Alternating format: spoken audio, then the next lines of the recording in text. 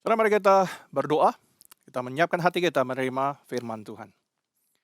Bapa di dalam surga, kami bersyukur untuk ibadah yang kami bangun, Tuhan yang hadir di tengah-tengah kami, Tuhan yang selalu bersama dengan kami, Tuhan yang bertahta atas pujian penyembahan kami, Tuhan yang kami tinggikan, Tuhan yang kami percaya hadir dalam ibadah kami hari ini. Kami berdoa saat ini biarlah kiranya Kau berfirman kepada setiap kami. Kami berdoa biarlah kiranya Roh Kudus menolong kami belajar untuk mengerti, memahami, dan melakukan firman Tuhan. Berbicara kepada kami Tuhan, sebab kami percaya menemukan kebenaran Tuhan adalah kelegaan dan ucapan syukur bagi kami. Kami percaya berkat terbaik kami adalah dalam mendengar dan melakukan firman Tuhan. Maka ajar kami mendengar, ajar kami melakukan. Kami menyambut berkat firman-Mu di dalam nama Tuhan Yesus. Amin. Saudara, Anda mungkin pernah melihat atau pernah menjumpai satu video yang lucu yang saya temukan beberapa tahun yang lalu. Video tersebut tentang seorang anak kecil usia 1 tahun, baru 1 tahun, yang duduk dengan satu magazine, fashion magazine di depan dia. Lalu dia merasa sangat frustrasi karena majalah tersebut. Kenapa?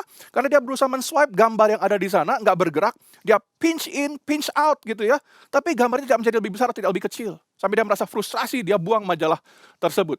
Saudara, itu adalah sesuatu yang menarik sekali.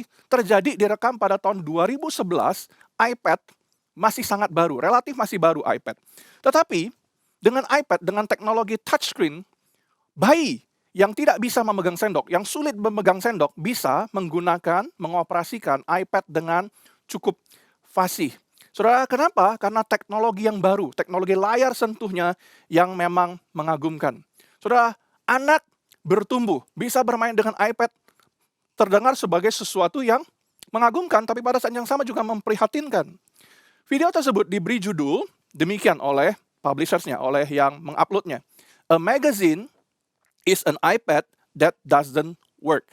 Saudara, sebuah majalah adalah iPad yang tidak berguna, iPad yang tidak berfungsi. Demikian pembuat video itu menuliskan kalimatnya. Di akhir video tersebut dia menuliskan kalimat demikian. For my 1-year-old daughter, a magazine is an iPad that does not work. It will remain for her whole life. Steve Jobs has coded part of her operating system, part of her OS. Saudara, that's so true. Ini sebuah kebenaran yang sangat benar. Tetapi kebanyakan kita tidak menyadari akan hal ini. Inilah kebenarannya bahwa technology codes our mind and changes our operating system. Changes our OS. Teknologi yang berkembang hari ini telah memprogram ulang setiap pribadi kita. Memprogram ulang pikiran kita, cara kita hidup. Setiap user teknologi hari ini itu diprogram oleh teknologi yang ada hari ini. Dan mengubahkan sistem operasi kita, sehingga kita beroperasi, kita hidup dengan cara berbeda dengan dunia tahun-tahun sebelumnya. Teknologi hari ini mengubah operating system kita, mengubah bagaimana kita beroperasi, cara kita membangun relasi, cara kita berelasi dengan dunia, cara kita berbicara, cara kita berkomunikasi, cara kita makan, bahkan semuanya. Cara membangun keluarga, everything changes. Karena apa? Karena teknologi memprogram ulang kita tanpa kita sadari. Nah, saudara, tetapi bukan berarti teknologi pasti jelek. Bukan berarti karena semua hal tersebut, karena kita diubahkan oleh teknologi, teknologi adalah sesuatu yang sangat negatif. Kenapa? Karena kebenaran firman Tuhan berkata kepada kita, menunjukkan kepada kita bahwa Tuhanlah yang memberikan kepada kita kemampuan. Tuhan yang memberikan kepada kita kemampuan untuk berkreasi, untuk menciptakan, to invent things.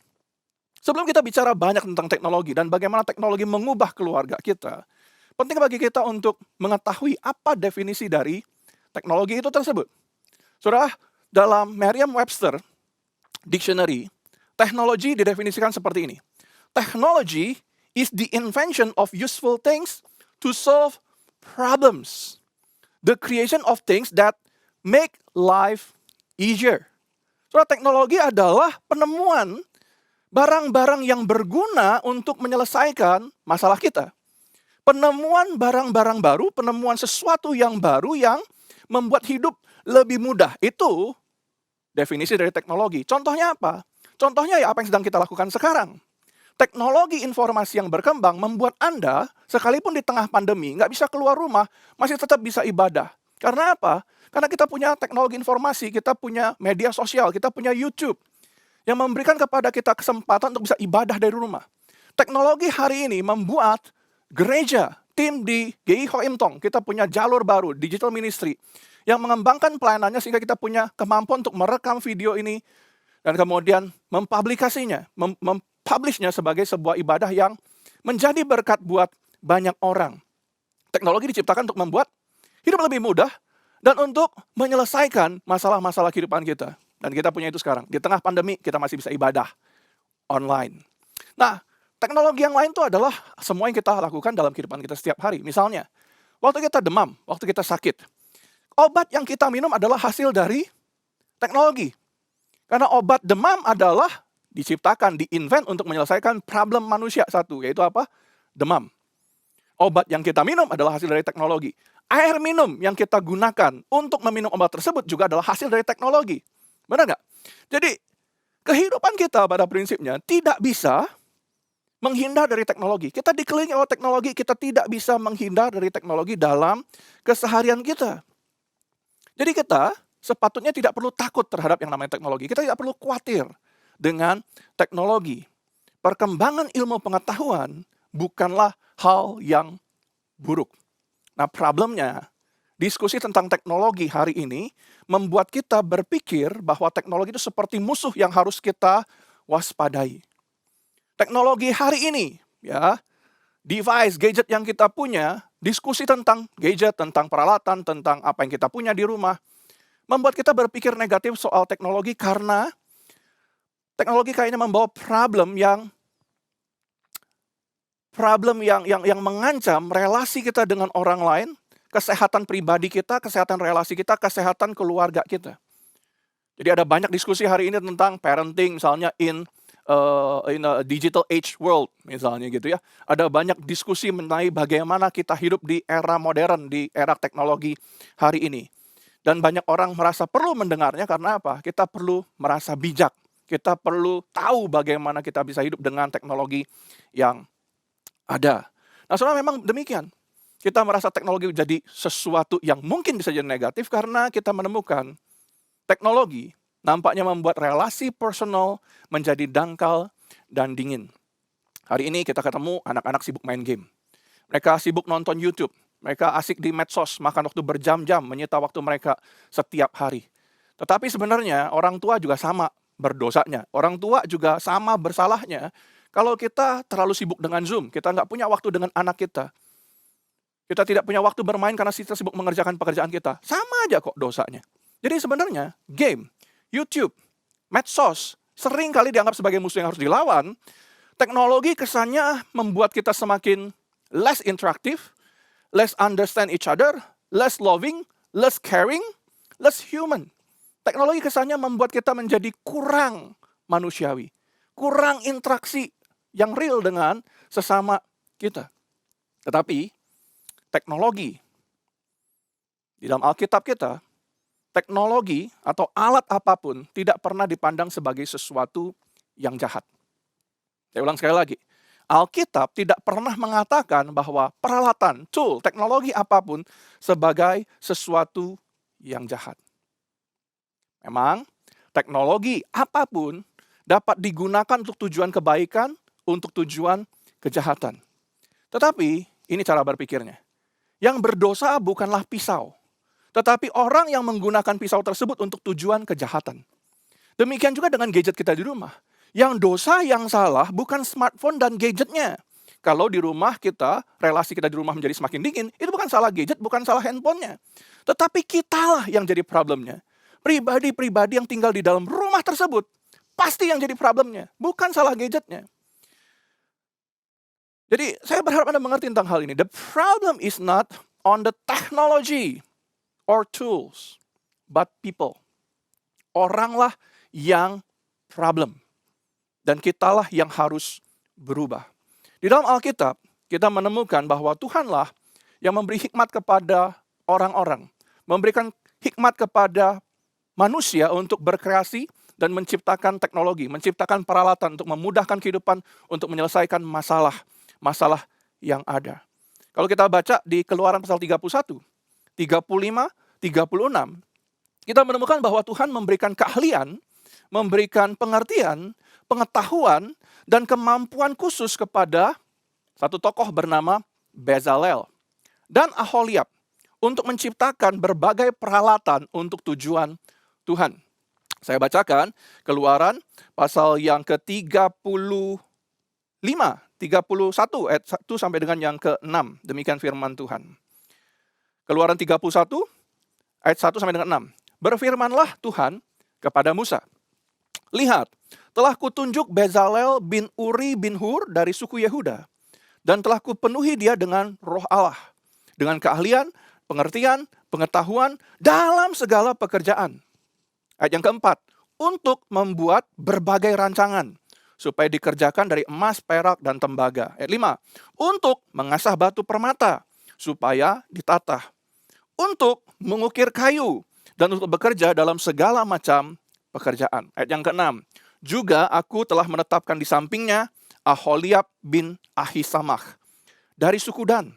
Dan dalam hati setiap orang ahli telah kuberikan keahlian.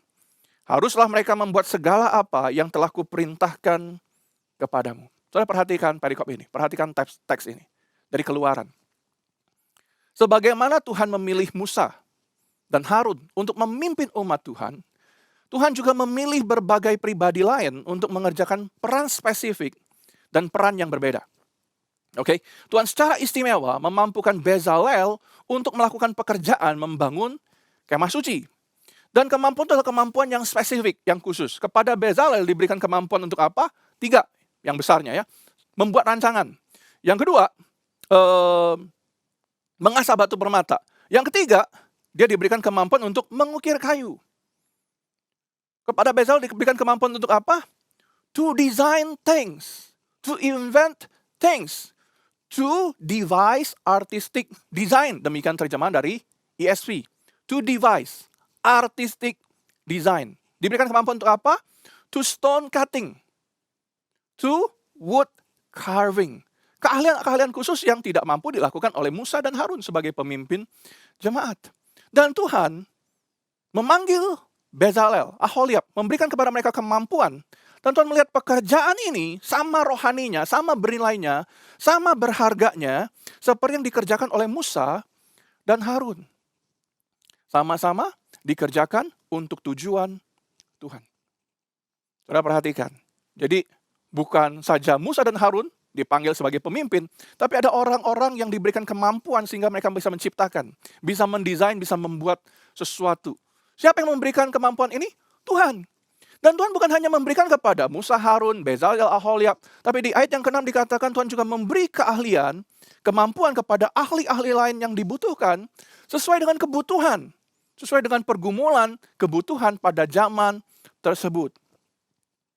Nah, kalau kita bawa ini ke konteks kita hari ini yang kita temukan. Teknologi informasi kita berkembang dengan sangat cepat. Teknologi informasi itu apa?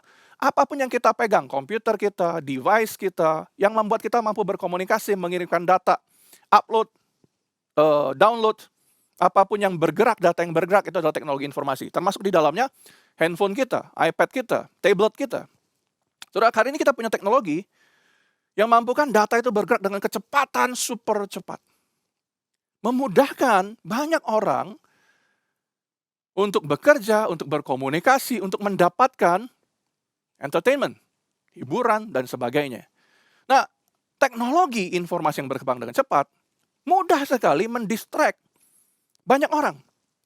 Semua orang bisa terdistract karena teknologi informasi. Jadi bukan hanya anak-anak ya, jangan selalu salahkan anak-anak kita yang selalu nempel dengan gadgetnya. Karena kita orang tua sama berdosanya. Kalau kita membiarkan teknologi membuat kita jauh dari Tuhan. Nah, tapi problemnya begini. Ini yang kita mau kita perhatikan. Teknologi yang sama, yang mendistract anak-anak kita, mendistract kita sehingga kita tidak melakukan apa yang penting, kita menemukan hari ini teknologi yang sama kita gunakan untuk ibadah. Pada waktu kita membutuhkan ibadah online, kita punya teknologi yang sama digunakan untuk apa? Tujuan Tuhan. Teknologi informasi yang tadinya selalu dianggap sebagai problem justru menjadi sebuah jawaban waktu kita hidup di tengah-tengah situasi seperti hari ini, di tengah-tengah pandemi. Kita menggunakan teknologi untuk tujuan yang sejalan dengan tujuan Tuhan. Siapa yang memberikan kemampuan untuk menciptakan? Tuhan. Jadi kita perlu aware bahwa Tuhan adalah sumber segala keahlian. Tuhan adalah sumber segala hikmat, ilmu, pengetahuan, dan penemuan. Oleh sebab itu, semua teknologi dapat dikatakan tidak baik, tidak jahat. Tidak ada teknologi yang jahat, tidak ada teknologi yang baik. Segala teknologi hanyalah alat yang bergantung kepada siapa yang menggunakannya. Oke? Iya memang, ya saudara berkata, teknologi bisa digunakan untuk kejahatan. Betul. Betul banget. Problemnya kenapa bisa digunakan untuk kejahatan? Problemnya karena kitalah manusia yang berdosa yang diberikan kemampuan untuk menciptakan dan menggunakan teknologi tersebut.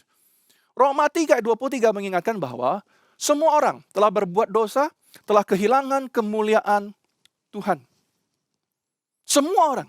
Dan orang-orang yang diberikan oleh Tuhan kemampuan untuk menciptakan, untuk invent things, dan untuk menggunakan teknologi adalah orang-orang yang berdosa. Saudara dan saya adalah orang yang berdosa, yang menggunakan alat-alat yang tidak baik, tidak jahat ini untuk diri kita sendiri.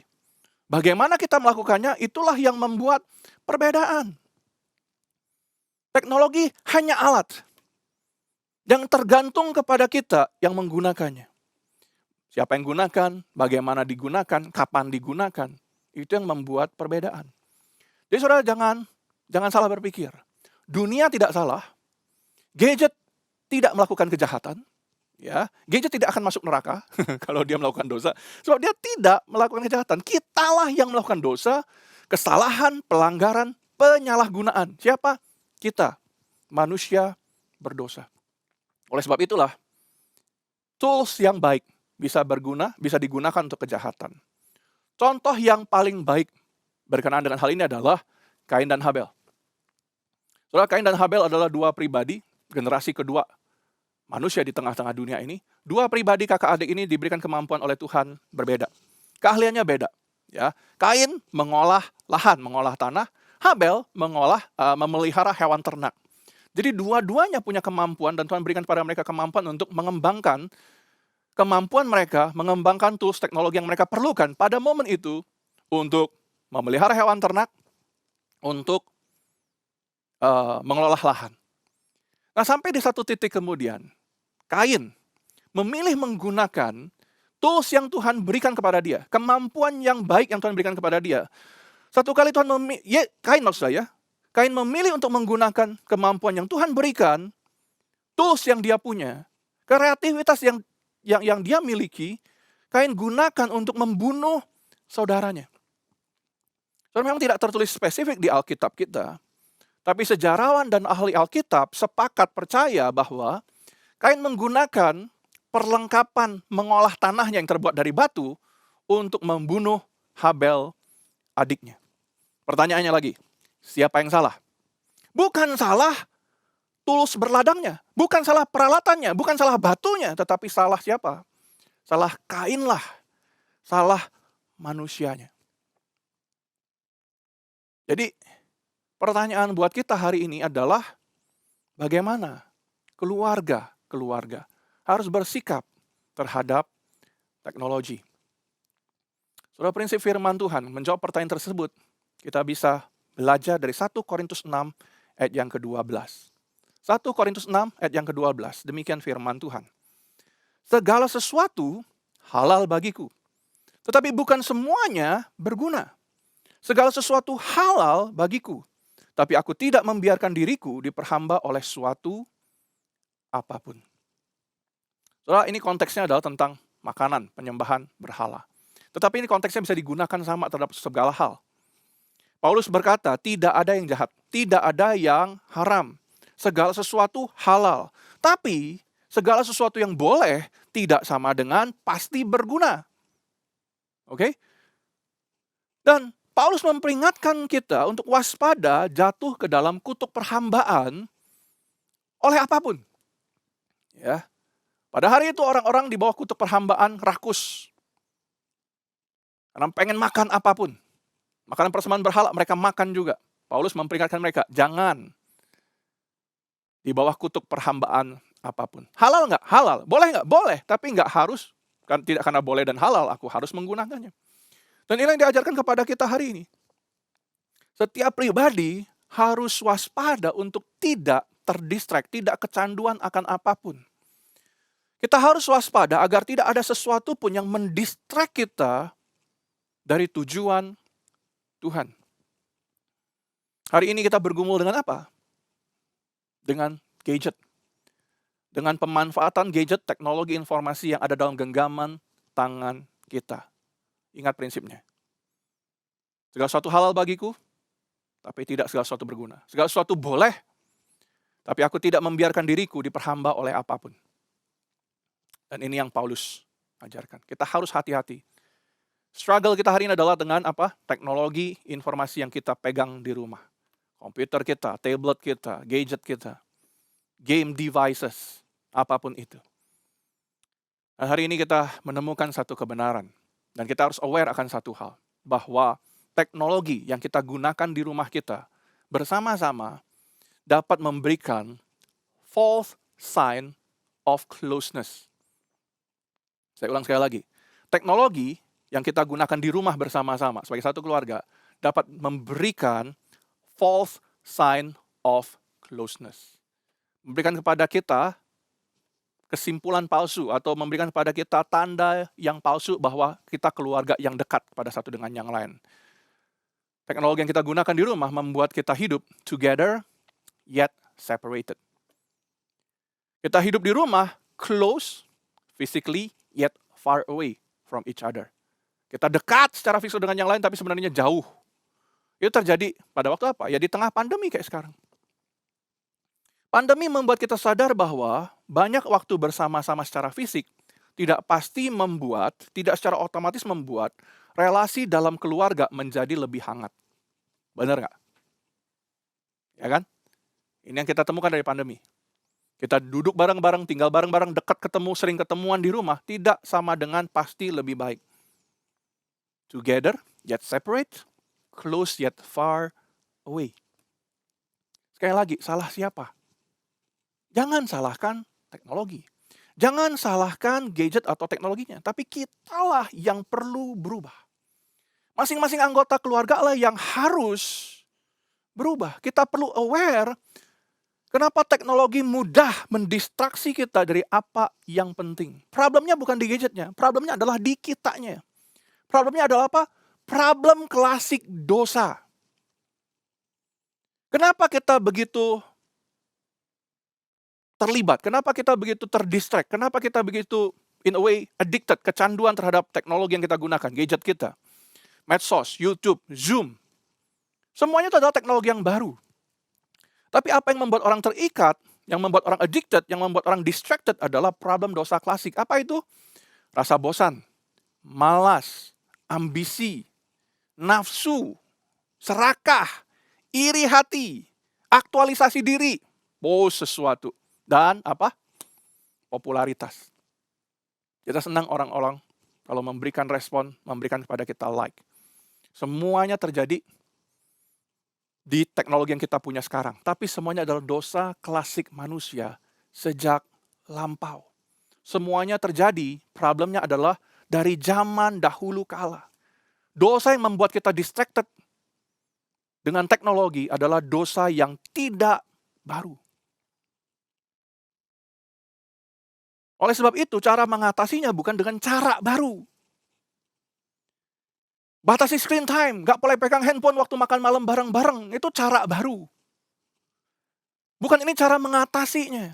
Cara seperti ini cuma menghindar dari dosa itu sekian menit dalam kehidupan kita. Saudara, yang perlu dipikirkan adalah bagaimana kita hidup bertumbuh dalam firman Tuhan. Dosa klasik masa lalu cuma sudah dibereskan dengan apa? Dengan kebenaran yang firman Tuhan ajarkan. Jawaban permasalahan teknologi kita hari ini hanya dapat ditemukan dengan membangun karakter, membangun hikmat, membangun value yang berasal dari firman Tuhan. Jadi kalau kita mau simpulkan, kita bisa katakan demikian. Keluarga yang bijak berteknologi itu bukan dibangun dengan seperangkat aturan boleh apa nggak boleh. Nggak penting aturannya, pakai screen time anak cuma boleh pakai iPad atau di gadget berapa jam sehari. Nggak penting. Kita nggak, kalau makan malam di rumah nggak boleh pegang handphone. Nggak penting itunya mah. Karena apa? Yang kita atur bukan boleh tidak boleh, kapan tidak boleh. Yang kita perlu build adalah kehidupan roh kita sebagai keluarga. Keluarga yang bijak berteknologi adalah keluarga yang menghabiskan banyak energinya untuk bersama-sama belajar mengembangkan karakter serupa Kristus. Bareng-bareng. Melalui apa? Melalui waktu berkualitas, main bersama, diskusi secara sehat, membangun ritme yang seimbang. Masing-masing anggota keluarga membangun ritme yang seimbang antara belajar, bekerja, istirahat, dan bermain. Dan itu berarti semua anggota keluarga perlu terlibat, perlu berkontribusi. Saling caring, saling belajar ngerti, saling belajar mendengar, saling bertanya. Adalah penting buat setiap keluarga untuk menciptakan banyak ruang untuk ngobrol, bermain, menikmati waktu bersama-sama. Sepanjang bulan Oktober ini, di bulan keluarga, kita punya 30 Days Challenge. Ya kan? 30 Days Challenge apa yang dilakukan? Kemarin kita tidak boleh marah-marah. Day 9, tanggal 9 Oktober, apa yang kita lakukan kemarin? Jangan marah-marah, tidak boleh marah-marah. Hari ini tanggal 10, apa yang kita lakukan? Berikan sesuatu, kirimkan sesuatu kepada seseorang, keluarga kita yang jauh. Itu yang kita lakukan tuh. Sepanjang bulan ini kita melakukan banyak hal bersama-sama dalam keluarga kita. It's very good. It's very good. Karena itu menolong kita untuk belajar saling caring, saling memperhatikan, mendisiplin diri untuk saling terbuka, membangun komunikasi, dan banyak hal. It's very good. Tetapi, ada hal lain yang lebih penting dari ini semua. Yaitu apa? Menjadi keluarga yang diubahkan dari dalam keluar, bukan cuma sekedar perbuatan yang tampil, yang tampak. Tapi menjadi keluarga yang diubahkan dari dalam keluar. Menjadi keluarga yang berpusat pada Injil. Menjadi keluarga yang Christ-centered. Christ-centered family. Saya suka sekali satu message dari Elder Richard Stott tentang keluarga. Satu kali dalam sebuah message-nya, dia berkata demikian. One of the greatest blessings we can offer to the world is the power of a Christ-centered home, where the gospel is taught, covenants are kept, and love abounds. Terjemahan Indonesianya secara literal. Terjemahan bebasnya kira-kira bunyi demikian. Salah satu berkat terbesar yang dapat kita tawarkan, yang kita bisa berikan kepada dunia adalah kuasa dari rumah atau keluarga yang berpusat pada Kristus. Di mana Injil diajarkan, di mana perjanjian ditaati, di mana kasih berlimpah. Christ-centered home, Christ-centered family adalah keluarga yang menghidupi Injil. Diajarkan, dilakukan, dan kasih berlimpah ruah. Saudara, buat kita hari ini, mari kita belajar untuk menjadi keluarga yang berpusat pada Injil, yang bergerak oleh Injil. Dalam 3 hal. Apa artinya menjadi keluarga yang berpusat pada Injil? Praktekkan 3 hal. Yang pertama, humility. Kita perlu kerendahan hati. Semua anggota keluarga. Kita perlu mengaku bahwa kita adalah orang berdosa, kita adalah orang yang tidak sempurna. Suami, kita harus berkata, aku bukan suami yang sempurna, aku bukan istri berkata, aku bukan istri yang sempurna, kita harus mengakui anak, aku bukan anak yang sempurna. We have to acknowledge our sinfulness. Bahwa kita bukan orang sempurna. Memang, dunia akan terus mendorong kita untuk merasa diri kita hebat, mampu, layak. Namun yang sebenarnya kita perlu ingat, untuk membangun keluarga yang berpusat pada Injil adalah bahwa aku tidak sempurna, aku orang berdosa, aku membutuhkan Tuhan untuk memulihkan, untuk mengubahkan kehidupanku. Kita perlu kerendahan hati untuk mengakui bahwa kita bukan orang sempurna. Istri kita tidak sempurna, suami kita tidak sempurna, anak kita tidak sempurna, orang tua kita tidak sempurna. Dan kita tidak bisa menuntut mereka menjadi orang sempurna. Itulah kita, manusia berdosa. Tidak ada yang bisa mengubahkan kita satu dengan yang lain. Tidak ada kemarahan atau emosi yang dibombardirkan, itu akan mengubah member keluarga kita. Yang mampu mengubah kita hanya kuasa salib Kristus semata. Jadi, keluarga yang berpusat pada Injil adalah, yang pertama terutama, dimulai dari pengakuan bahwa semua membutuhkan anugerah Tuhan. Semua membutuhkan pertolongan Tuhan, grace untuk menolong memulihkan kita yang tidak sempurna. Karena sekali lagi, kita tidak sempurna, pasangan kita tidak sempurna, anak kita tidak sempurna, orang tua kita tidak sempurna, demikian juga kita tidak sempurna. Keluarga pada prinsipnya adalah kumpulan orang berdosa. Kumpulan orang tidak sempurna yang mampu diubahkan semata hanya oleh anugerah Tuhan. Oleh karena itu, keluarga yang berpusat pada Injil bertumbuh dengan menghidupi grace, anugerah. Humility yang pertama, yang kedua adalah grace. Supaya keluarga, supaya suami istri dapat bertahan sampai maut memisahkan kita, maka satu sama lain harus belajar exercising grace. Mempraktekkan grace, anugerah, pengampunan. Memberi pengampunan untuk kesalahan besar, kesalahan kecil. Bahkan untuk kesalahan yang fatal. Demikian juga orang tua anak. Demikian juga relasi kita dengan saudara. Kita perlu mempraktekkan pengampunan. Kenapa kita bisa memberikan pengampunan? Karena kita aware. Dia bukan orang sempurna, aku juga mudah terluka, aku mudah menyimpan kepahitan, aku mudah menyimpan kekecewaan. Karena apa? Karena aku tidak sempurna, karena aku berdosa. Jadi, pengampunan sejati, kita harus ingat baik-baik. Pengampunan sejati hanya mungkin karena Kristus sepenuhnya telah mengampuni kita. Segala dosa, Kristus telah mengampuni kita. Segala dosa kita, menyucikan kita dari segala kejahatan. Siapa yang mampu melakukannya? Grace alone. Semakin masing-masing anggota keluarga menyelami anugerah Tuhan, semakin mudah bagi kita untuk mengampuni satu dengan yang lain. Oke? Yang ketiga, humility, grace. Yang ketiga, love. Love abounds.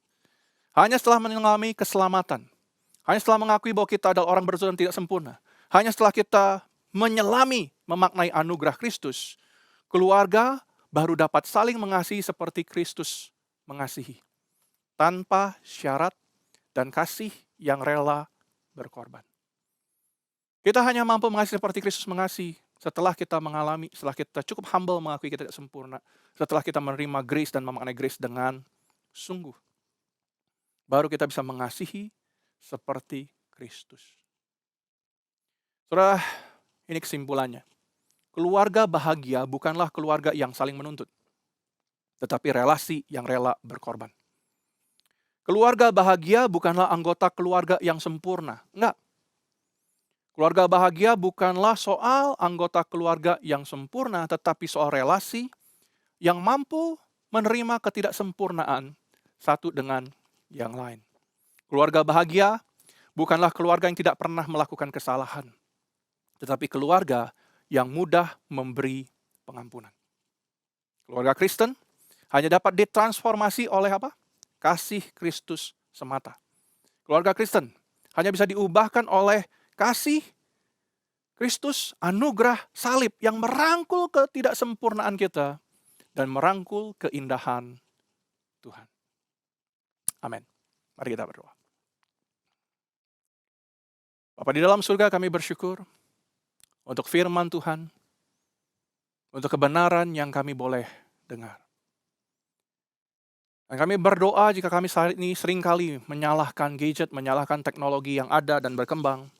Hari ini kami diingatkan bahwa kamilah yang harus berubah. Kamilah yang menjadi isunya. Kamilah yang membawa problemnya.